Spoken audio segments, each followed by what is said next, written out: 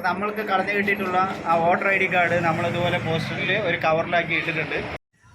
ആധാർ കാർഡോ ബാങ്ക് പാസ്ബുക്കുകളോ മറ്റ് എന്തെങ്കിലും കളഞ്ഞു കിട്ടിയാൽ നമ്മൾ വാട്സപ്പിൽ അതുപോലെ ഫേസ്ബുക്കിൽ ഷെയർ ചെയ്യുന്നതിന് പകരം ഇതാണ് ഏറ്റവും നല്ല മാർഗം.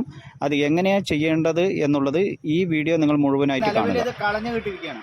സാധാരണ നമ്മൾ എന്തെങ്കിലും ആധാർ കാർഡോ അതുപോലെ തന്നെ എന്തെങ്കിലും പേഴ്സോ എന്തെങ്കിലും കളഞ്ഞു കിട്ടിയാൽ വിലപ്പെട്ടതാണെങ്കിൽ, ഇതിപ്പോൾ ആധാർ കാർഡാണെങ്കിലും ഡ്രൈവർ ലൈസൻസ് കാർഡാണെങ്കിലും ഏതാണെങ്കിലും നമ്മൾക്ക് ആ വ്യക്തിക്ക് ലഭിക്കുവാൻ വളരെ സിമ്പിളായിട്ട് ലഭിക്കുവാനുള്ള ഒരു മാർഗ്ഗമാണ്. ചില ആളുകളൊക്കെ കണ്ടിട്ടുണ്ട് വാട്സപ്പിലൊക്കെ ആധാർ കാർഡ് കളഞ്ഞു കിട്ടി, ID കാർഡ് കളഞ്ഞു കിട്ടി എന്നൊക്കെ പറഞ്ഞിട്ട് ഒരുപാട് വാട്സപ്പ് ഗ്രൂപ്പുകളിലൊക്കെ നമ്മൾ ഇടുന്നത് കണ്ടിട്ടുണ്ട്. അതിൻ്റെ ഒന്നും ആവശ്യമില്ല.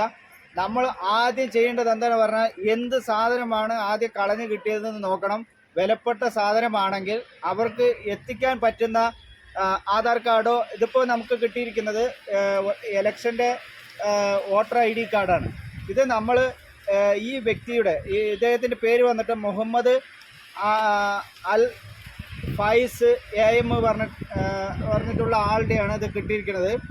അപ്പോൾ ഇതേ അഡ്രസ്സിലേക്ക് നമ്മൾക്ക് പോസ്റ്റ് ഓഫീസിൽ പോയി പറഞ്ഞാൽ അദ്ദേഹത്തിന് നേരിട്ട് അയച്ചു കൊടുക്കാവുന്നതാണ്. എന്തായാലും നമ്മൾക്ക് പോസ്റ്റ് ഓഫീസിൽ പോയിട്ട് ഇദ്ദേഹത്തിന് നമുക്ക് നേരിട്ട് ഈ വോട്ടർ ID കാർഡ് അയച്ചു കൊടുക്കാൻ പോവുകയാണ്. അതിൻ്റെ വീഡിയോ ആണ്.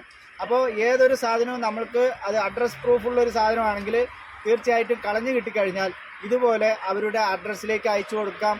വാട്സപ്പ് ഗ്രൂപ്പിലോ മറ്റ് ഗ്രൂപ്പുകളിലോ ഇത് ഷെയർ ചെയ്ത് വെറുതെ സമയം വേസ്റ്റ് ചെയ്യാതെ നേരിട്ട് അവർക്ക് എത്തിച്ചു കൊടുക്കുവാൻ പോസ്റ്റ് ഓഫീസിൽ പോവുക. പോസ്റ്റ് ഓഫീസിൽ പോയി അതേ അഡ്രസ്സിലേക്ക്, ഈ കാണുന്ന അഡ്രസ്സിലേക്ക് അയച്ചു കൊടുത്താൽ മതിയാവും. അതിൻ്റെ വീഡിയോ ആണ്. അപ്പോൾ നമ്മളിന്ന് പോസ്റ്റ് ഓഫീസിൽ പോകുന്നതും കളഞ്ഞു കിട്ടിയ പ്രൂഫുമായിട്ട് നമ്മൾ പോസ്റ്റ് ഓഫീസിൽ വന്നിട്ടുണ്ട്.